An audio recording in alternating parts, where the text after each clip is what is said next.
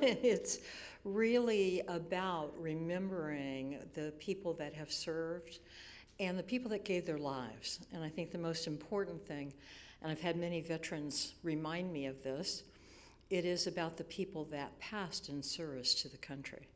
And so today we want to take a moment just to remember what is there. There are people that are willing to serve an ideal and to serve at such a deep level that they will risk their life for that and have given their lives for that.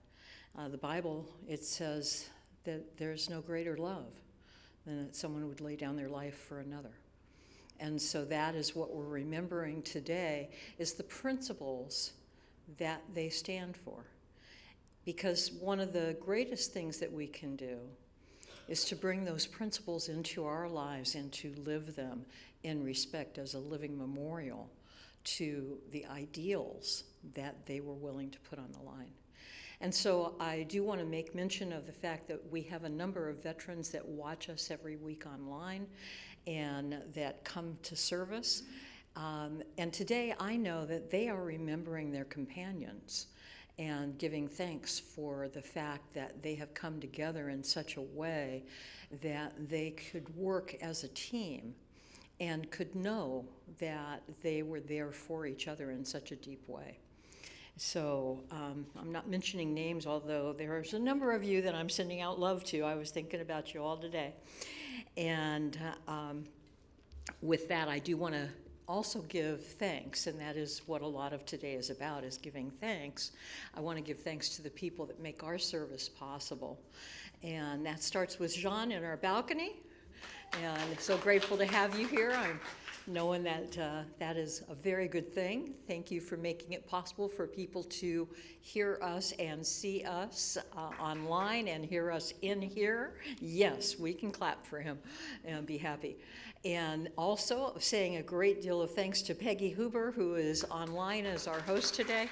And she is the face, the outward face to our online community of who we are as she communicates with the people that are tuning in. Also saying thank you, we have Christy Cohen in the audience. She is, after yesterday, doing a fabulous concert on the 60s. It was so much fun. She did so much research. She told us everything that happened every year in the 60s. I'm like going, I remember that, I remember that, I remember that. Oh man, I remember that too. So it was really, I don't know if I want to know I'm that old. And then all the music that just struck our hearts so deeply. So thank you, Christy, for all of that. She is joined by Jonathan. Thank you very much for being back with us today and taking this gig, you know. Thank you. And we have, as our practitioner today, Practitioner Emeritus, Pat Farmer, and how wonderful to have you with us doing this. Pat is in the spirit of the holidays. She has put on, she's decked up in all of the Patriot colors, and how wonderful. Looks fab. So, and she did our pre-service meditation with her magnificent singing bowls, which I will tell you, only sing for whoever is striking them, and only if they like them. I just happen to know that about singing bowls, and because they create an energetic. And so she did a pre-service meditation with those. And I know that those of you that were in the audience were really fulfilled by that. She's brought one up here. I'm always hesitant to strike it, but this is a beautiful bowl. And I'm going to try and not knock it anywhere. We're not doing that. Don't talk with that hand. But we will get to hear that, I'm sure. Yes. So thank you. We do have a vision statement. It is on the front of your program, and and Peggy is putting it up online right now. If you would say it with me. We are a vibrant, loving community and an inspirational resource for spiritual awakening and personal growth. And that is what we are. Marvelous. That guides us in everything that we do.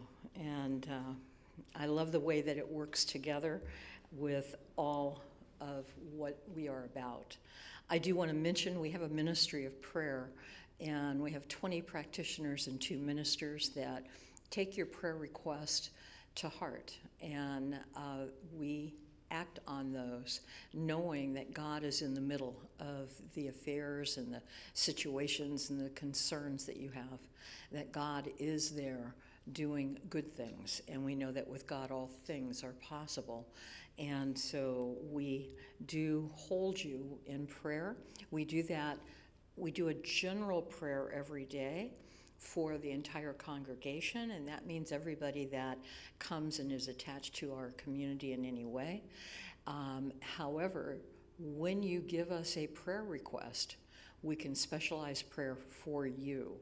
The best way to do that is to go online and to submit the prayer request through our website. It is www.somchurch.org, and there is a prayer request button at the top of the homepage, and when you click on that link, it takes you to a form which you fill out and send to me, and it'll go automatically to me.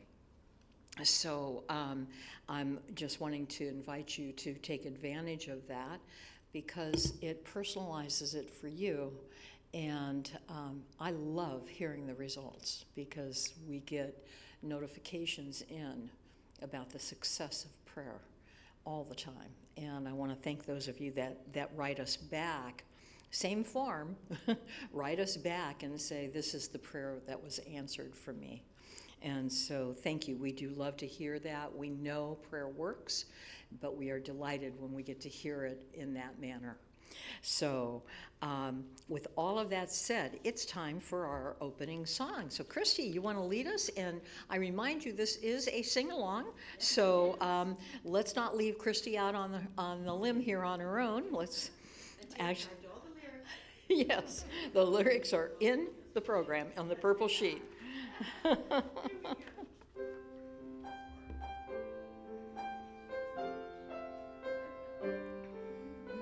Peace in my life is growing because I choose love. Yes, love's always present. It's what I made of. I choose love. We are a part of each other. We are one. One tie that binds us, that can't be undone. I choose love. Peace for our family is growing because I choose love.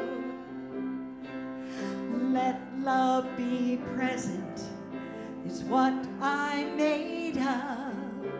I choose love. We are a part of each other. We are one loving family, sharing one son. I choose love. Here we go. Peace for our planet is growing because I choose love.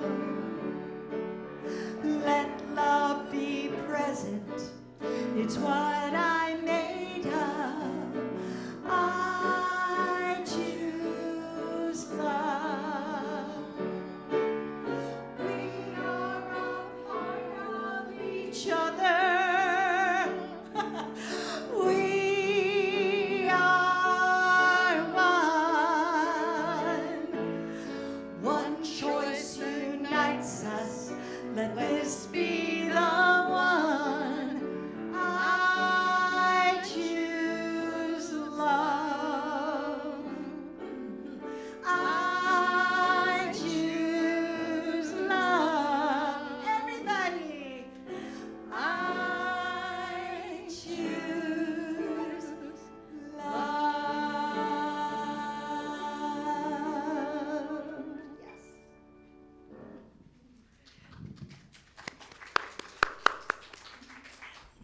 Thank you, Christy and Jonathan. I'm Pat Fromer, and I am your practitioner emeritus today. And before we get to the affirmation, I'm going to do the bowl. So if anyone has any difficulties at all, if it feels, I'm only going to do it for a few seconds, really. Not like the whole meditation. Meditation I usually do for about 25 minutes. So, and this last one I just did will be the last one until the fall, because Rex and I always take off for the summertime, and we're leaving towards the middle of June. So, and we'll be back. We'll be going to Silomar too. And if you haven't signed up, I encourage you to sign up. But anyway, these are the bowls. And this always has a positive impact.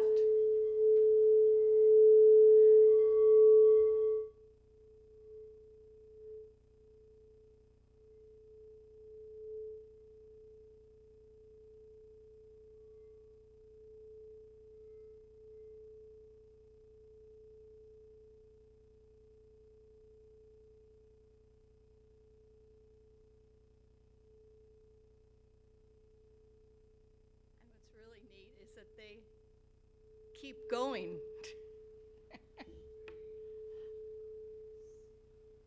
And they vibrate.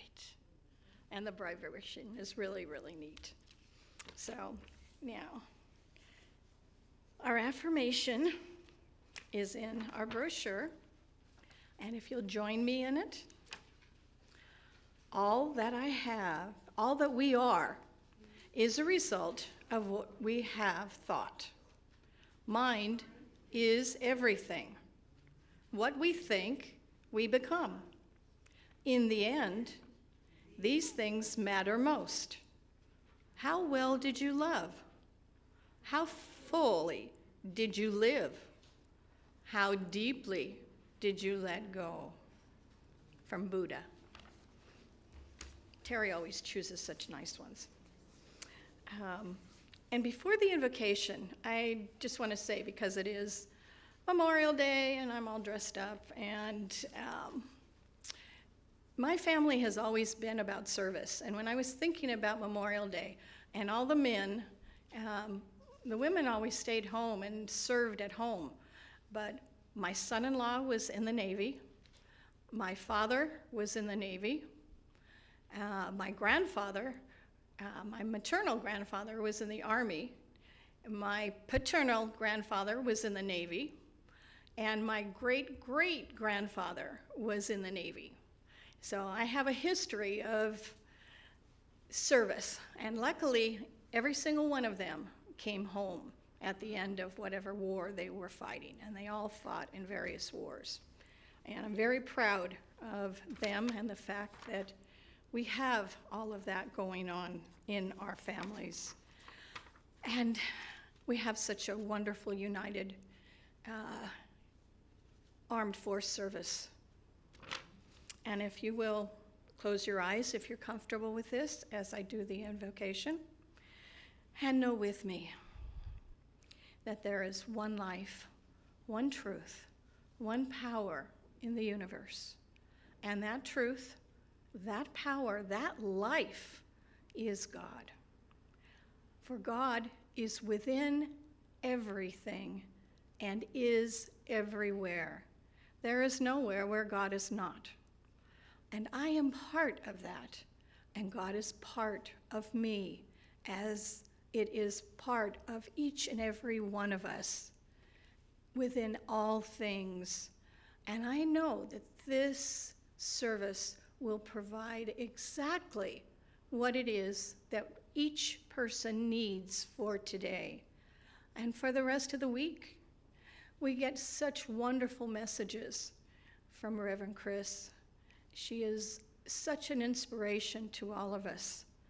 I know this, and I accept this, and I release this into universal law, knowing as I do so, it is done, it is complete, and together we say, and so it is. Thank you.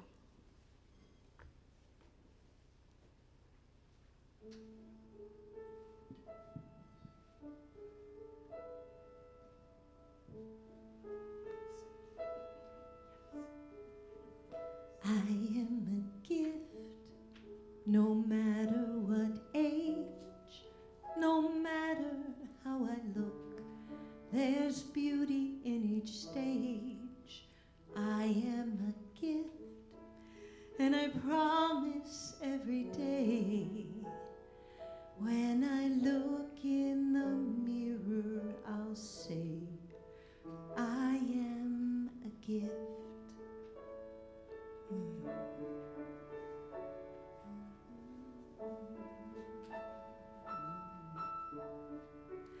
I am a gift. I've loved really well, and every year I've lived has a different tale to tell. I've made mistakes, I've had some regrets, but I promise I'll never forget. I am a gift. I am a gift.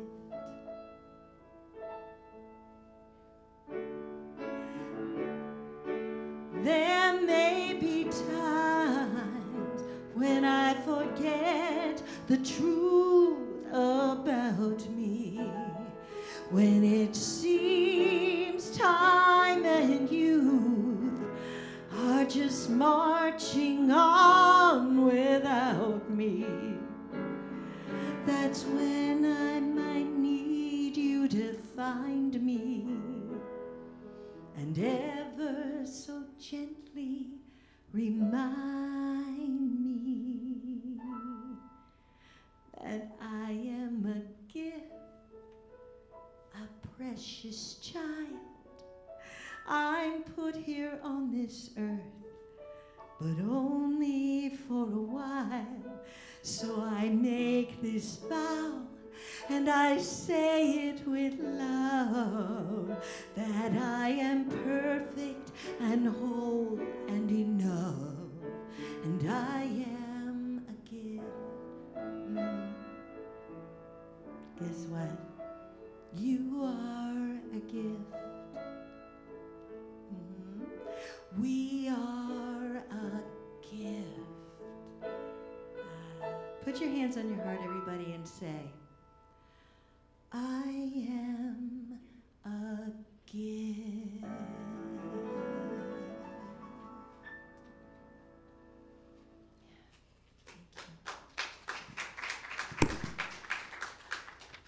Sweet. Thank you. That was not one of the songs that she sang yesterday. So, yes. So not only is it like Memorial Day weekend, but there's always different things going on. There's holidays that are celebrated around the world for different religions than ours.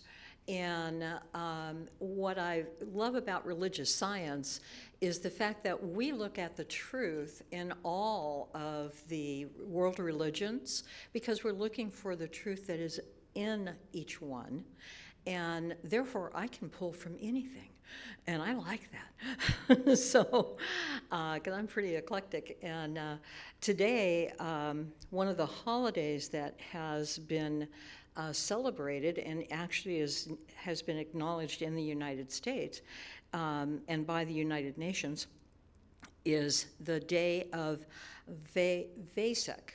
And Vesak is the major Buddhist holy day. And so I decided when I heard that, I wanted to talk a little bit about some of the stories of Buddha, but particularly his, he was a prince in India, and therefore he was raised with the Hindu traditions. And Buddhism grows out of Hindu understanding, just as Christianity grows out of Jewish understanding.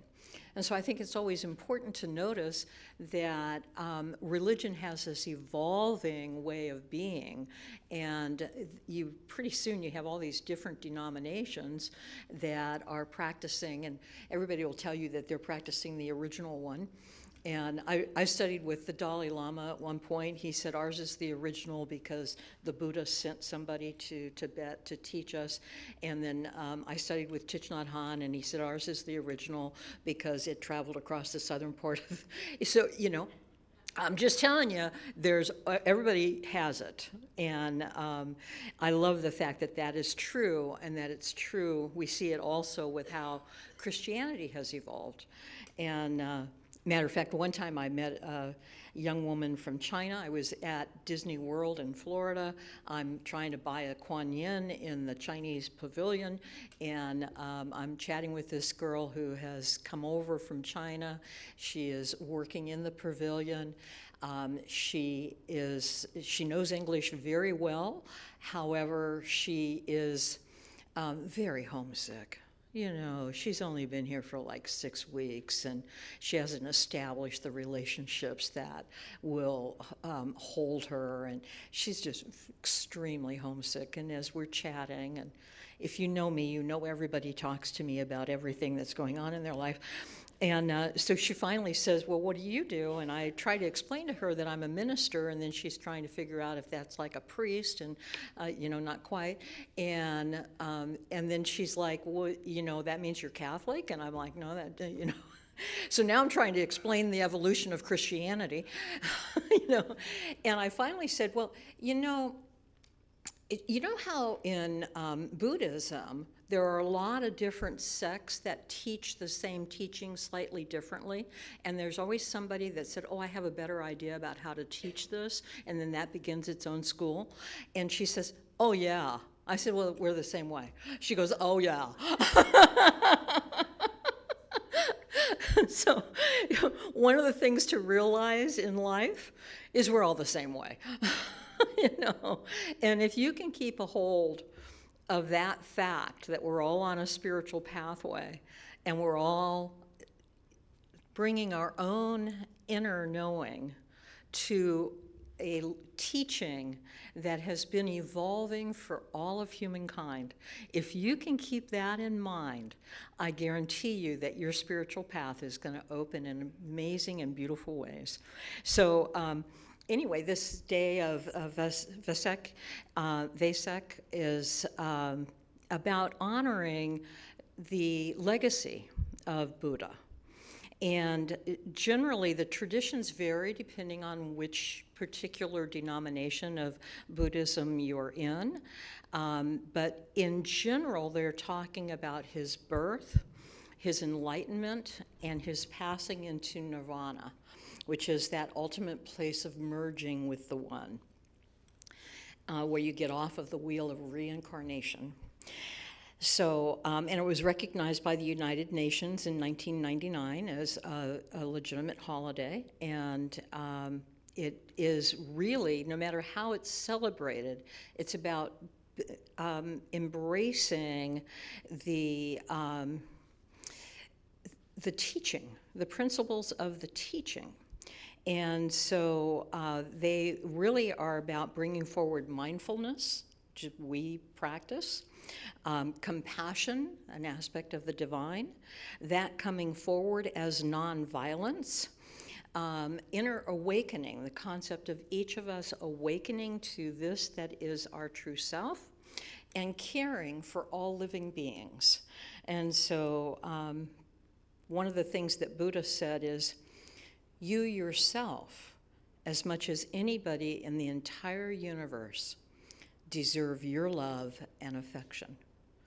And I find that sometimes that's the biggest challenge we face, is learning to love ourselves and to care for ourselves in the same way that we care for our best friends and our beloveds. So just a little story about Buddha. When before he was born, his father was king in ancient India. It's 600 BC. He's born prior to the birth of Jesus, and his father, knows his wife is going to bring forward this child, and he has great hopes He wants a child to be born that will carry on his legacy, that will expand his kingdom, that will do all of the things that ambitious people want to have happen. And he goes to a soothsayer, somebody that is psychic and can bring forward ideas. And, it's like this child, and she sort of tunes in. And now I just said she. I don't actually know if it was a woman or a man. So don't correct me if you find out that I'm wrong. Realize it's okay. So this person looks into the future and gets a hold of that spirit and realizes that this is a great spirit about to be born on the planet, and says, oh yes, this truly is a great spirit. You are right. And this will be a great leader. When this man is born, he is destined to lead millions. But I can't tell you in what direction, because he will either be a great military leader, a great political leader, a great king, or he will be a great spiritual leader, depending on the path he chooses, and that his soul encounters on the way. And the father's like, how many of you had a parent that really had a desire for you to be a certain thing? And it didn't necessarily mean that that was your desire that you were born with, but they had a desire for you to fulfill something for them. That goes on. And so the king, his father, decides that if he can create the circumstances in this baby's life to keep him from ever being challenged with the realities of life on this planet, that he won't go off on a spiritual journey, that instead he will be a great king. And so the king puts forward rules in the castle area, and it's a huge complex. A lot of people live in it, the servants and all of these things. And the father says, anybody that's getting old, they don't get to stay in here. They're going to move outside the castle walls, because I don't want him coming up against age and having to question what that means. Anybody that gets sick, they got to go someplace else until they recover, because I don't want him having to deal with what happens when somebody gets sick and the questions that can arise about how a good person got sick. And anybody that dies, you're definitely off, We're not going to have any services inside the castle grounds that would take the chance of him knowing about death. And then I'm going to keep him entertained, and so they have great lessons for him, and they also have parties, and he gets him married off to a wonderful young woman very early on, and Buddha has a family, and so he's like, or Gautama at that point, has a family, all this other stuff, and he's curious though. So he's a young man. He's got all the things that you could possibly want in the physical world, but he's curious. And there's days when he looks out over the castle walls and he wonders what's going on. But he knows he can't leave. That's part of the mandate. He can't leave. So he talks to his servant, and he convinces the servant to change clothes with him. And under this disguise of his servant, he goes out of the castle walls. And he sees 4 people that strike him as surprising. He sees an old man, and he's baffled that this could happen to all the vibrant young people that are around him, and that would mean that it could also happen for him, that he would age. That's disconcerting. And then he sees a man who is sick and laying at the side of the road and suffering deeply. And this disturbs him. And it's like, how can this happen to the body of the person? And, what a terrible thing. And what could possibly be the meaning behind that? And he's disturbed. And as he goes a little bit further, a funeral procession goes by. And he sees the dead body, and he's like, what? What has changed here, that the being that animated this body is no longer in it, and this is what has happened. And is this all of our destiny? And if it's everybody's destiny, it means it's mine too. And so he's up against these eternal questions about, life. And then, possibly the most disturbing thing of all, he sees a monk who is joyful. A monk who can know this is true in the world and be joyful. And he's like, what do you got that I don't have? Because there's got to be something you understand about life that I don't understand. Because you are at peace, you are joyful with these circumstances, and you're not dumb. You know that they are there. You're not ignorant.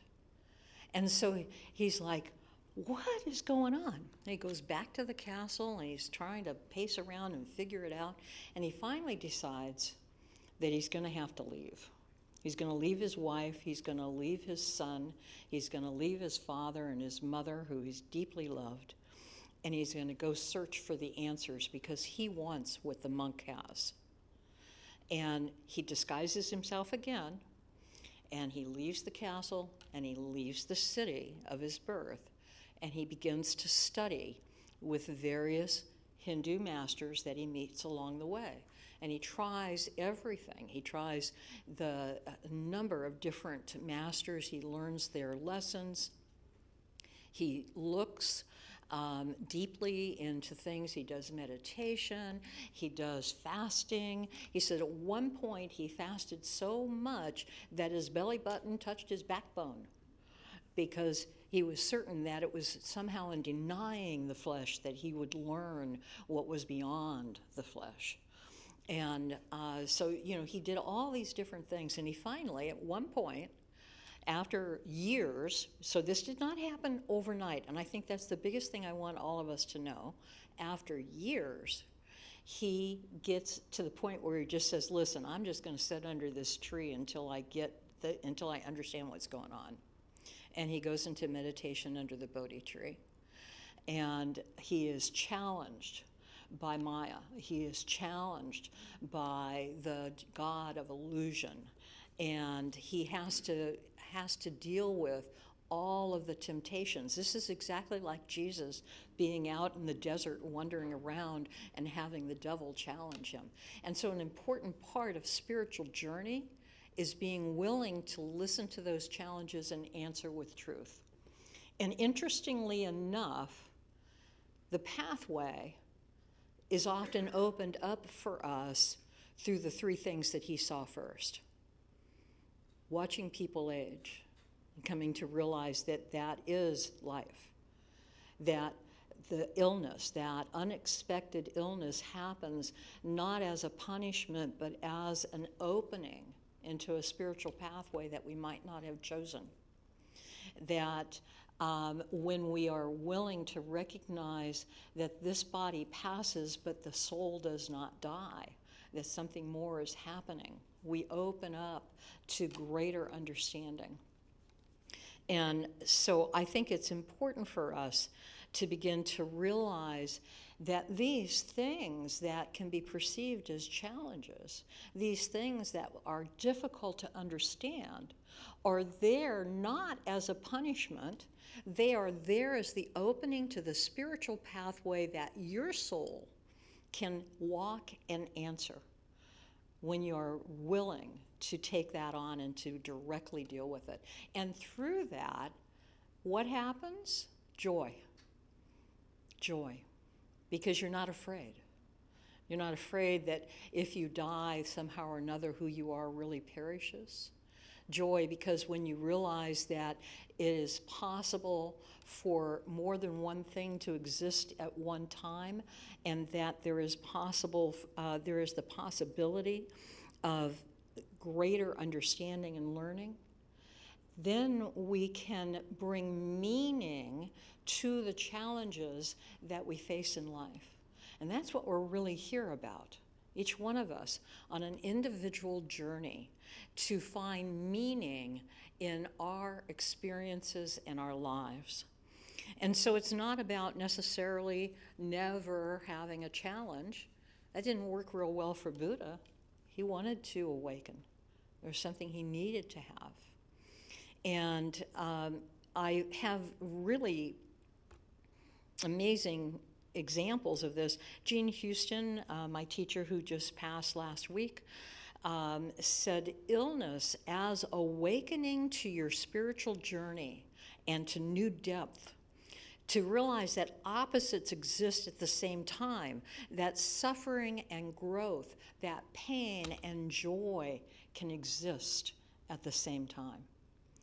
And I'm reminded of Viktor Frankl, who wrote the book Man's Search for Meaning. He came out of the concentration camps, and again, he viewed mankind and humankind at its worst, and also saw the heroism of the individuals in the camps at humankind at its best.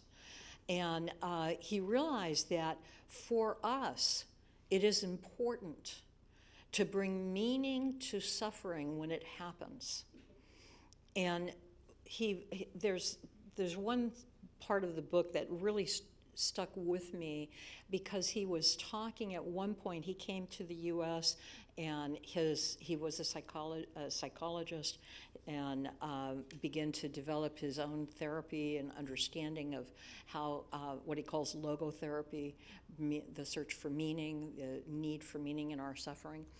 And he was talking with a man who had lost his wife of many years. And this man was devastated, and he suffered a lot from it. It was hard for him to deal with life without her. And Frankl, trying to find a way to help him deal with that, asked him what would have happened had he had died first. And he said, my wife would be suffering this, and I can't bear to think of that happening. And so I bear this so that she did not have to. And for that man, that was a comfort, that he, even though he was suffering and was grieving, that his wife did not have to deal with that parting in that way. And so this space of looking and saying, what is it that is happening in my life? And how do I come to understand it? I know that for many people, and I had a friend that actually was one of the inmates at Auschwitz, and he became a religious scientist. And what he found when he came out of the camp, and I had him speak here one time, a long time ago. He has passed away. But when Kurt came out of the camp, he gave up religion. He gave up God, because how could God do this and allow this to be? And his wife, who also was a survivor, went into religious science to find the answers to that. And he resisted that for a long time.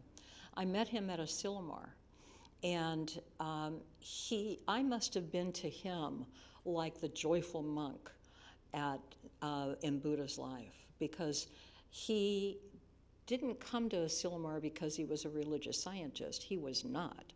He came because he wanted to support his wife, and he could take pictures, and he could find peace taking pictures of the ocean and of the flowers and of the beauty of the boardwalks around the beach in that area. And so he volunteered I was coordinating the welcome committee, and he volunteered to be one of those, and that's how I met him. And that whole week, they volunteered right away so that they could meet people. And then that whole week, he would come and watch me. And sometimes there's something about you that just ticks people off.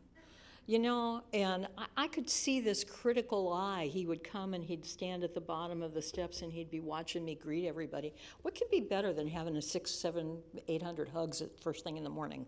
It's, you know, pretty hard to be not joyful at that point in my mind. And so, you know, I'm there doing all that, and I'm catching up with friends and things. And he's watching me, and you know, I can see that he is like, there's something, this woman is just off her rocker, you know. And I've started as the wacky person in your life for a long time, so I understand that. And then the next year, he comes, and I'm like, you know, I don't know what I did wrong. So I can't do anything about it. So there's, you know, I'm just going to be me. Well, surprisingly enough, the next year they come back, and he comes racing up to me and grabs me, and this is not a hugger usually. He grabs me, he gives me this huge hug. He's like, hey, you know, and I'm like, I don't know what disappeared over the year, but I'm happy, you know. And so we let that go, and we just developed this wonderful friendship over the years. And then I went to speak at a Holocaust memorial in Burbank, and my friends were up front. I didn't know anybody in this place, and my friends are up front. And I like rush up to say hi to them because I'm going to be speaking a little bit, and I don't know anybody, you know.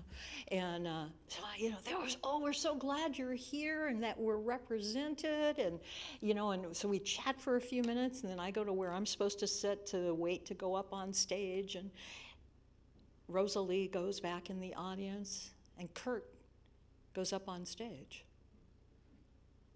That's how I found out that they were Holocaust survivors. I didn't know that. And he talks about how he's going into the schools at that time and speaking about the experience of being in the camps. So I decide I'm going to bring him here to talk to us. And what happens is I ask him, so how'd you get in religious science? And he says, you don't know?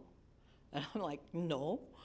And he said, I watched you, and I can tell that you are an intelligent person, and you believe in God. And I don't know how you can do that.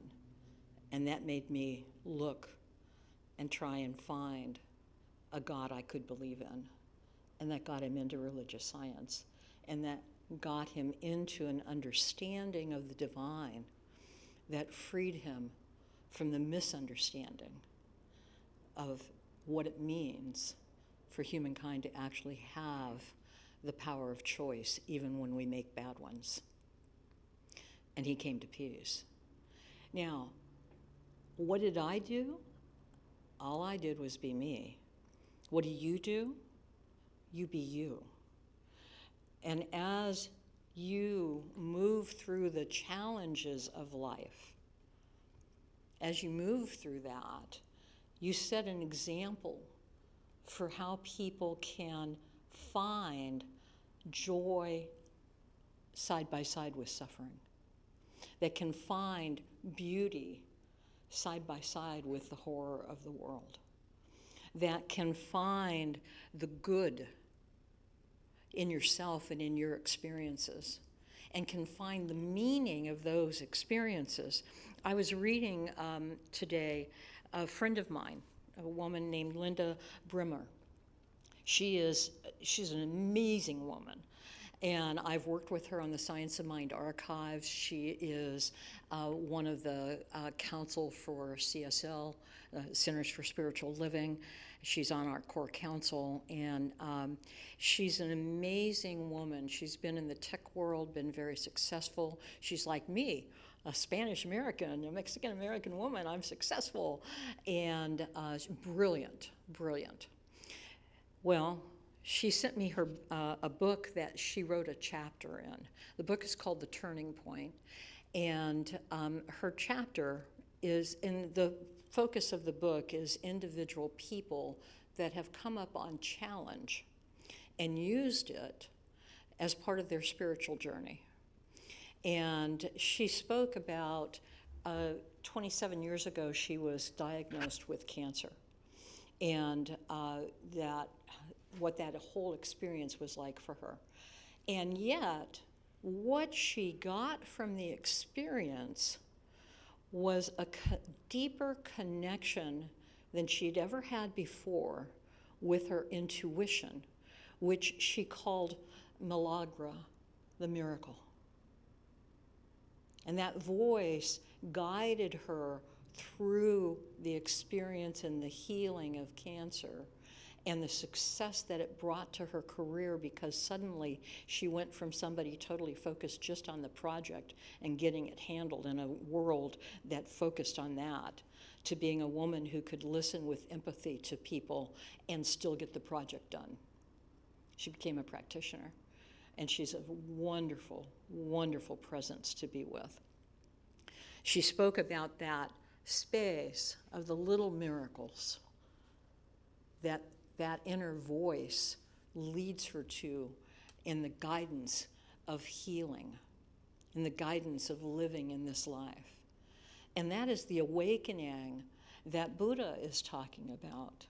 That place of mindfulness, that place of becoming aware of the pathway. And as long as I am criticizing the experience I am in, I don't hear that voice, because I cover it over with my complaints and my disagreements and my grumblings.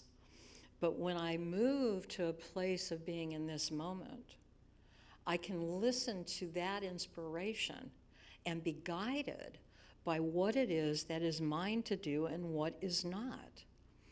So when we remember that Jesus, when he healed the lame man by the healing pool, he asked the man first, do you want to get well?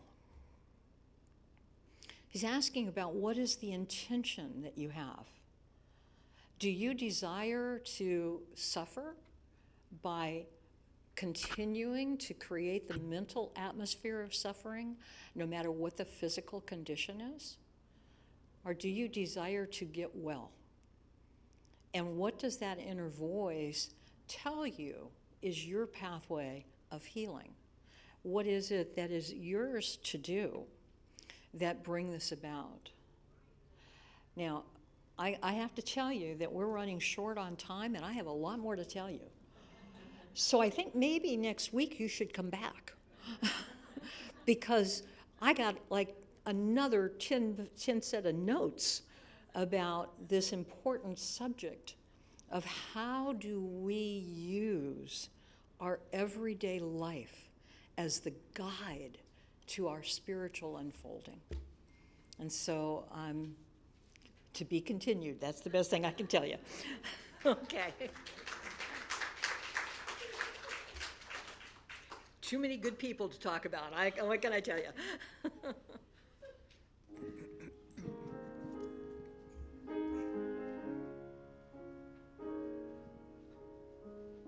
When the world tells me I'm less than whole,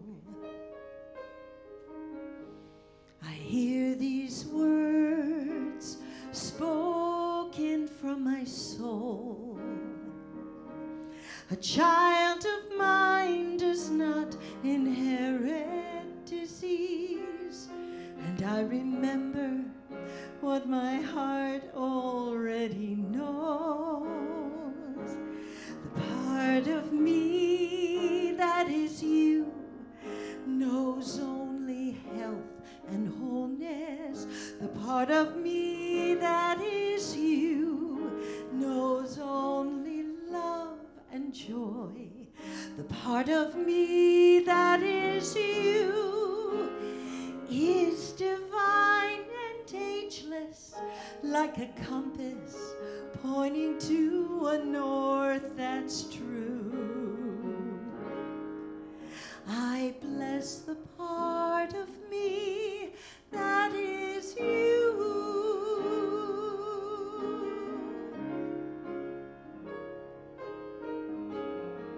When I feel my back's against the wall,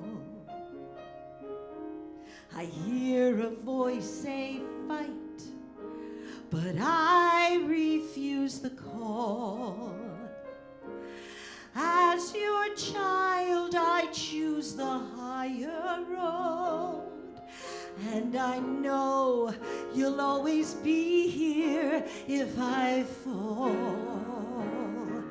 The part of me that is you knows only health and wholeness.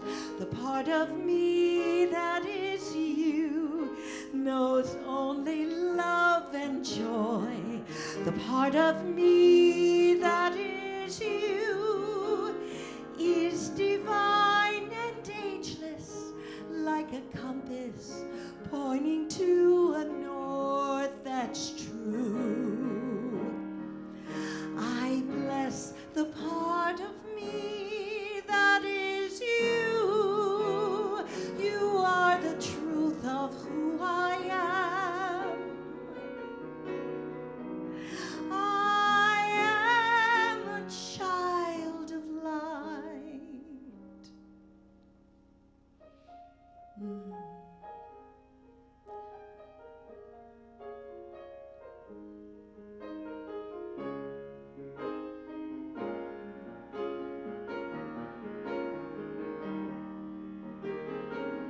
When my self-respect is fading fast, when I'm frozen in the present and haunted by the past, I look in the mirror and I see your face, and I remember what my heart already knows. The part of me that is you knows only health and wholeness. The part of me that is you knows only love and joy. The part of me that is you is divine and ageless, like a compass pointing to a north that's true. How I love the part of me that is you.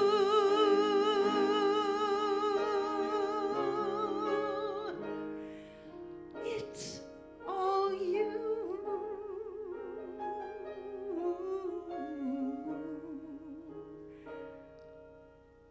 Thank you.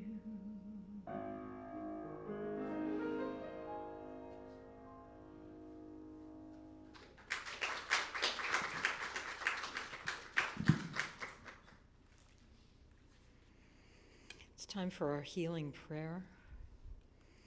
And so I'm simply inviting you to close your eyes if that is comfortable, or to take a soft focus on our beautiful mural and allow its clouds to take you deeper within. In this moment, simply know that God is. That God is present right here and right now. That this divine presence is moving in and through, around, and as each one of us.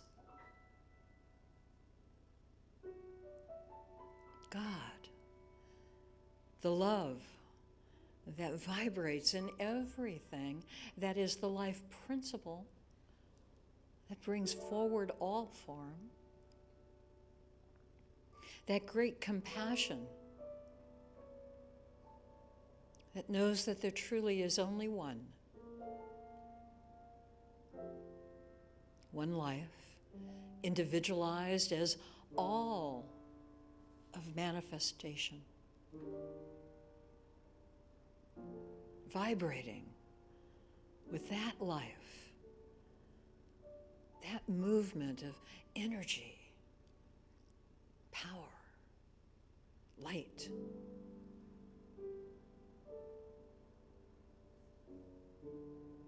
in every single cell of creation, that vibration of life itself.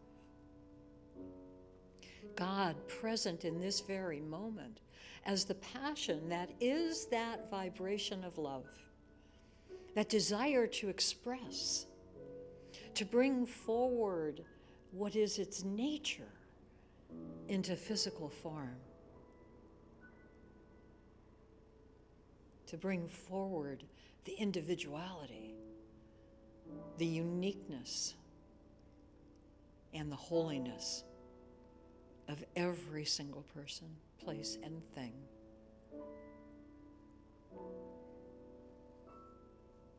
Gently, I know that the divine is both this creative presence choosing to express itself and the creative power in the universe that takes that desire and makes it form. And then it inhabits that form, becoming it.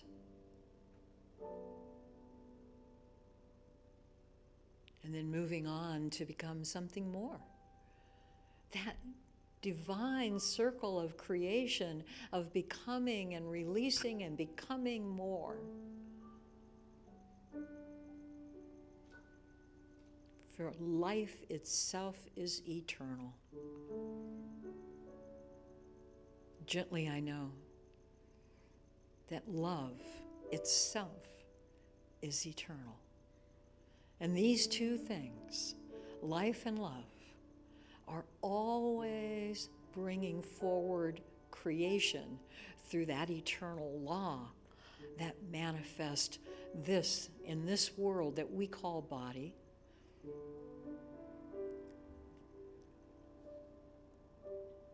Body, which always changes, which always moves into a greater expression.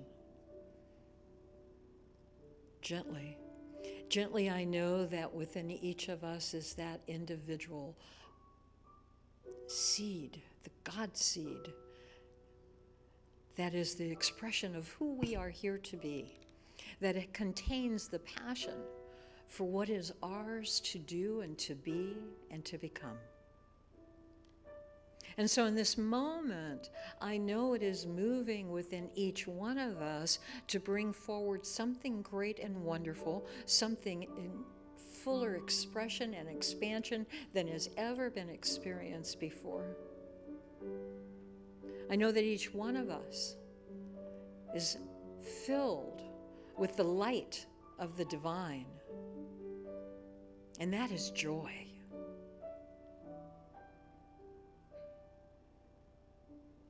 And so as we move through this life, we listen to that beautiful little miracle that is the inner voice, the representation of the divine in our consciousness, so that we may know what is ours to do and what is not. And so in this moment, we are harmonized. And we allow the great experience of life to come forward in a new and more magnificent way. In this moment, we allow the good that is ours to do to be done by us this day. In this moment, we allow the love that is ours to express to be expressed this day to friends, to family, to strangers. In this moment, we send forward healing to those that are asking and answer that question, do you desire to be healed? In the affirmative. We speak a word of blessing on this beautiful planet that we have. We know that it is transforming all the time. And we are part of that process. We speak a word of blessing to humankind, a desire for peace on earth and goodwill to humankind. We speak a word of love for all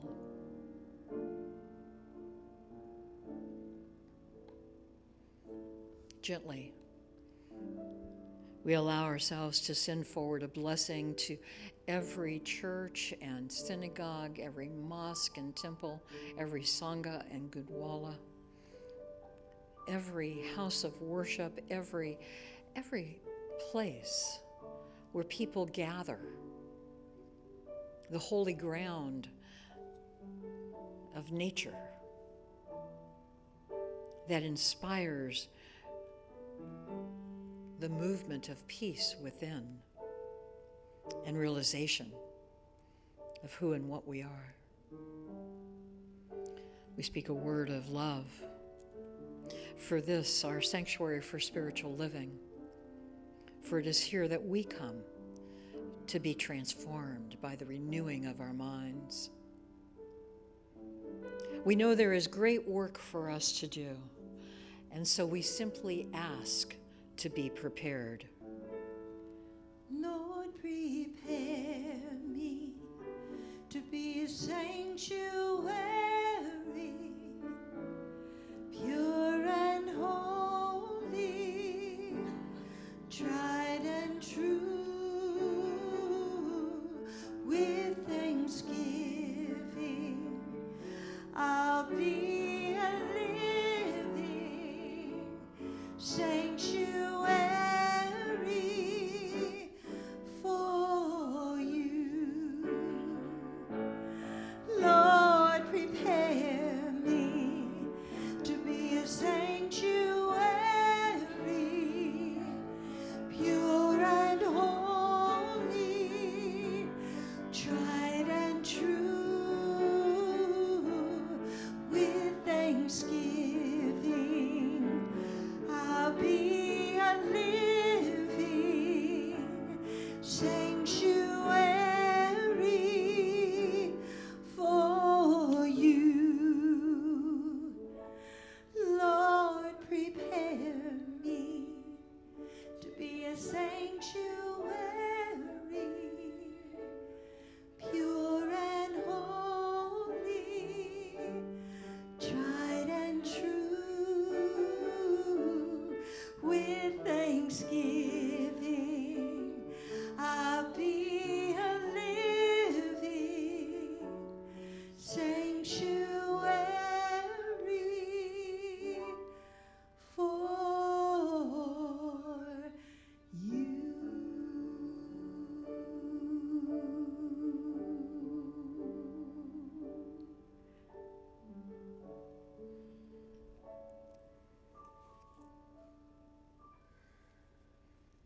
And so it's with a deep sense of gratitude for the life of God that lives itself as our lives now. A deep sense of thanksgiving for the creative power of God that takes this word to make it form. And a deep sense of gratitude for the love of God that has been placed in our hearts, that speaks as that miracle of our inner voice to guide and to protect us. And so with gratitude, I simply release this gently into the law, knowing it's done, and so it is. Amen. All right, it's time for our offering, and as our ushers come forward, I'm simply inviting you to take your offering in your hand. If you are online, Peggy is putting up a link that you can use to make an offering through Zelle. And we have that also in our program, so if you are here in the room and that is a better way for you to give, you can do that. And so let's take a moment and say our sharing affirmation. From the love of pure spirit within me, I bless this gift. I send it forth to heal and bless and prosper. It is evidence of my faith and belief. It does good work in the world and returns to me multiplied abundantly. And so it is. Amen.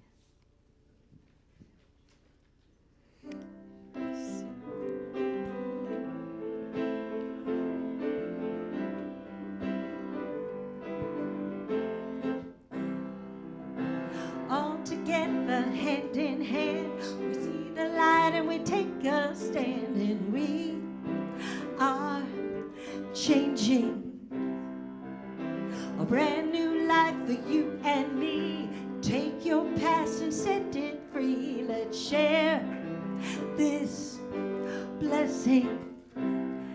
Love be with you, peace enfold you, spirit lift you, breathe it in. Truth come through you, make good flow to you. Let joy renew you until we meet again. Love be with you. Oh, yes, love be with you. Yeah, yeah.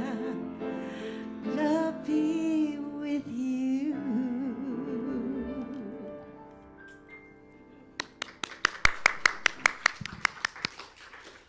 All right. Well, while there are no new birthdays coming up this week, I think we have an important celebration that's happening today in Harmony Hall. If I have got it right, Richard had a birthday last Wednesday. Is that right? Yes, we've got a hand up. He's confessing. And I believe that you have cake in Harmony Hall because we are celebrating you, Richard. So, 83? Woohoo! 56 years. I don't know. She's got a lot of endurance, Richard. Well, that's why she can handle this. Wait a minute, Rex, what? This was 5 years ago yesterday. Oh, that you two met? He and I met. Oh, this is scary. 5 years? Only 5 years are... or all of eternity. I love it. Congratulations. That is wonderful news, too. Haven't killed each other yet. Hey, and I am doing a 50-year wedding vow renewal tonight for a dear friend from Asilomar. So we are having so I'm consequently dressed for the whole day.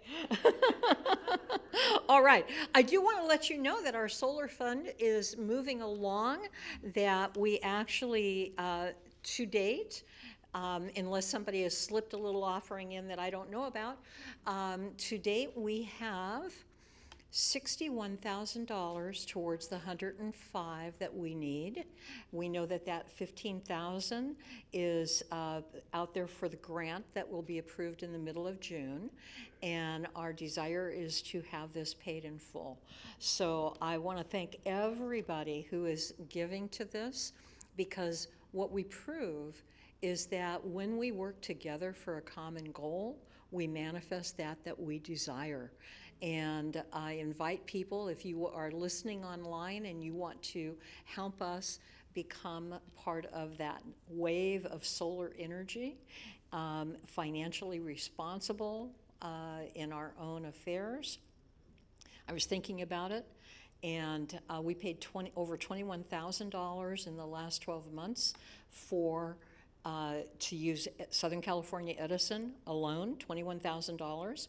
If you simply take that at no raises, which we know that they will, if you took that, in 5 years we would have our solar panels paid for. And what I'm looking forward to is not making a check to Edison every month, which will probably happen in July, and balancing our budget in a new way. What that has done is made it where it is possible for us to do our summer concert series on Wednesday nights, because we won't have to be concerned about the electricity. And before, we were trying to make enough money and looking at not being able to have them because they wouldn't pay for the electricity we would use to keep the room cool. So I just want to let you know that what you are supporting when you support this solar fund is the church being able to expand our service instead of pay the electric bill. So thank you. And with that said, today we have a barbecue, and we used a little energy last night to cook pulled pork. So you've got barbecued pork today because, quite frankly, it's more affordable than hamburger meat. What can I tell you? We have a wonderful thing coming up June 7th, and that is a series of workshops that start on June 7th. They're one a month, the first Sunday of each month, and they are called Grace. These are about the goddess archetypes. And it's important to realize we're talking about archetypes which are present in every person. And so we're going to be looking at the symbolism and the mythology and the archetypes that are contained within the Greek mythology that Carl Jung found so enlightening. And so that is happening. Next 2 Sundays from now, there is a sign-up sheet. And Kara Castle Conford is going to be doing our beautiful class. She is an amazing teacher, and she's Jan's daughter. So you know that you have to be willing to be in this, right? And that it's going to be something amazing. I want to thank Christy for doing the beautiful concert yesterday. That was so much fun. And I want to let you all know that on June 13th, we are having lunch and a movie.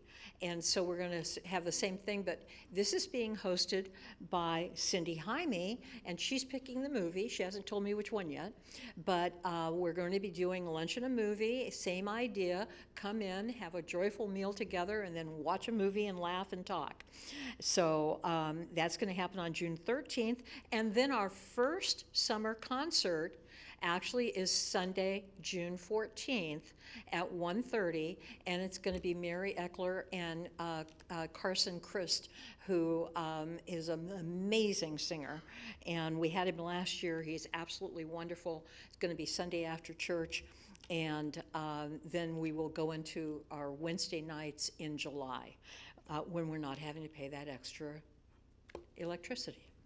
So I think that's everything. Oh, the one other thing I do want to tell you, if you are interested in coming to Asilomar, then you need to know that that conference, which is the last full week of July, that the registration fee goes up at the end of this month. So if you are interested in coming, it's timely to sign up now.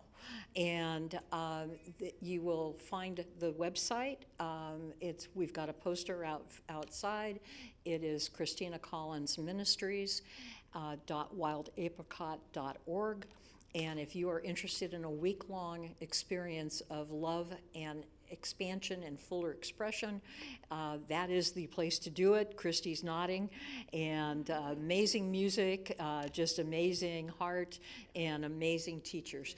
So if you are interested, sign up.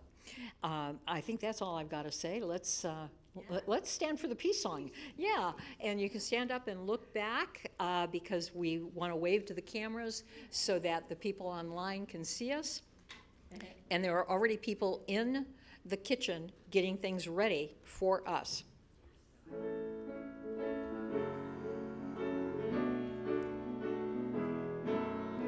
Let there be peace on earth, and let it begin with me.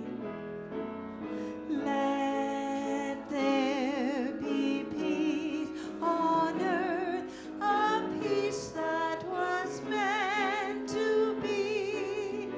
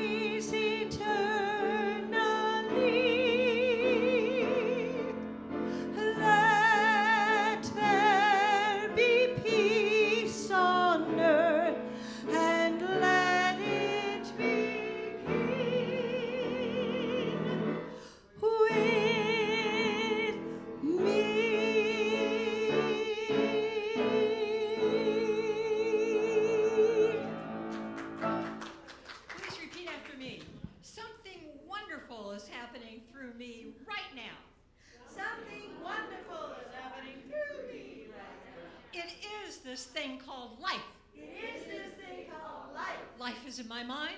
Life is in my mind. Life is in my body. Life is in my body. And life is in my affairs. And life is in my affairs. I think it. I think it. I feel it. I feel it. I know it. I know it. And I accept it. Just the way that it is. Just the way that it is. And just the way that it is not. Just the way that it is. Thank you, life. Thank you, life. Amen.